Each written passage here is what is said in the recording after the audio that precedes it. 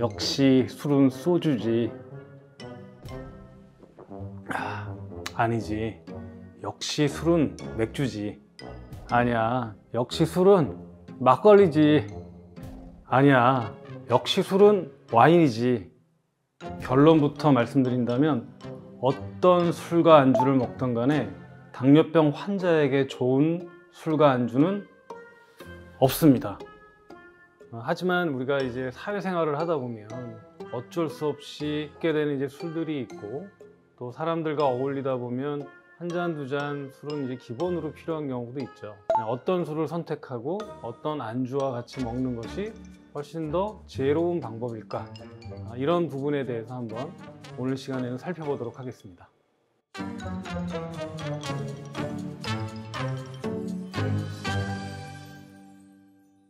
안녕하세요.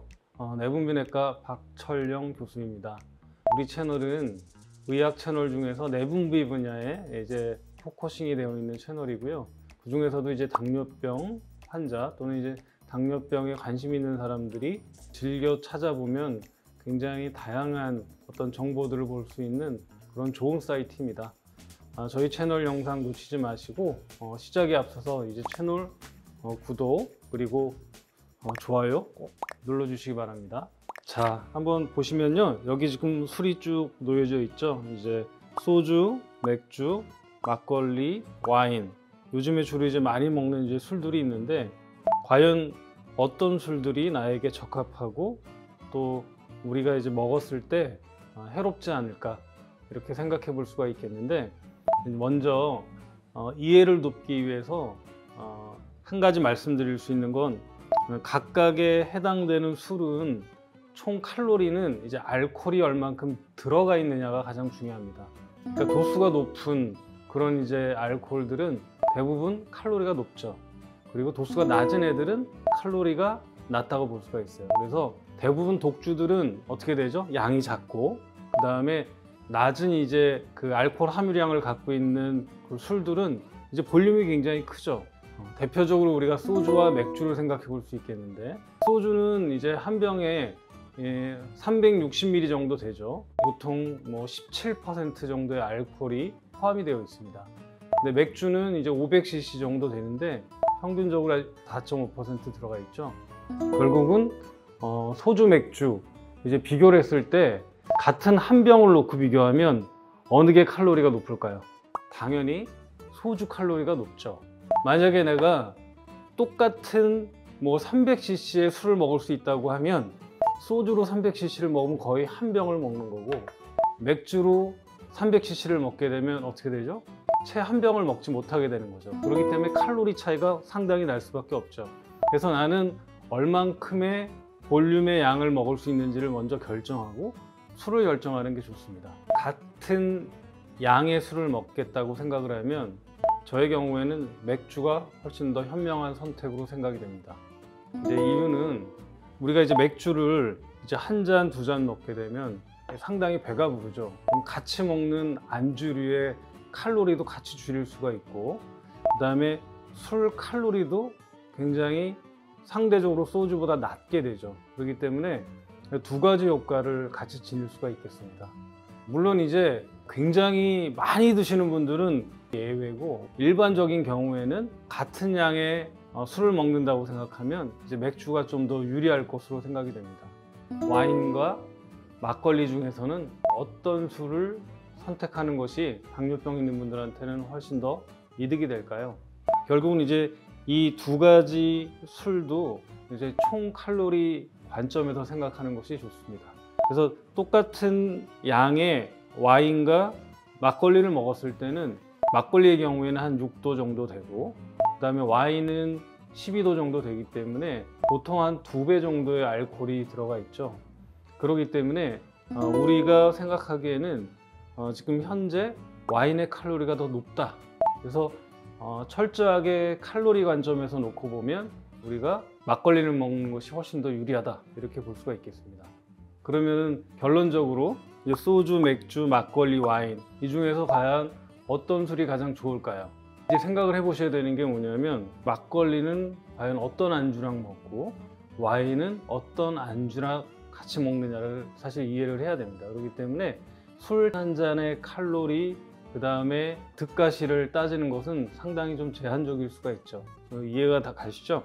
그래서 이 두 가지의 술 중에서 어떤 것이 더 좋을까요? 보다는 내가 한 잔 정도나 두 잔 이내에서 혈당에 큰 문제가 없는 그런 정도에서 술을 선택하는 것이 훨씬 더 중요하다고 이해하시면 좋겠습니다. 이제 술에는 안주가 빠질 수 없죠. 당뇨병 환자에게도 잘 어울리는 건강한 안주를 소개해 드리도록 하겠습니다. 교수님! 교수님, 이거 좀 봐보세요.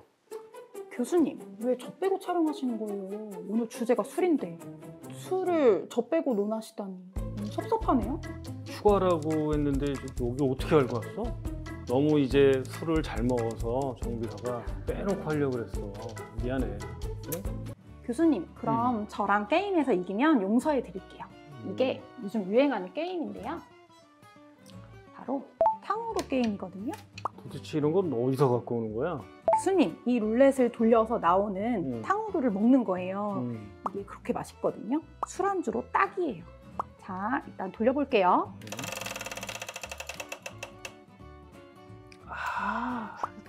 나는 딸기가 좋은데. 이렇게 먹는 거예요. 어떻게. 맛있어? 너무 맛있어. 네, 교수님 한번 돌려보시겠어요?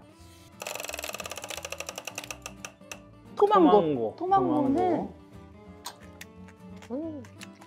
맛있죠? 달콤하네. 이거 한 번에 다 드시면 이 나가요. 조심하시면 돼요. 술을 땡기는 맛이네. 전 맥주로 할게요, 교수님. 아 그래. 나는 와인. 좋구만. 딱이죠, 교수님. 딱이네.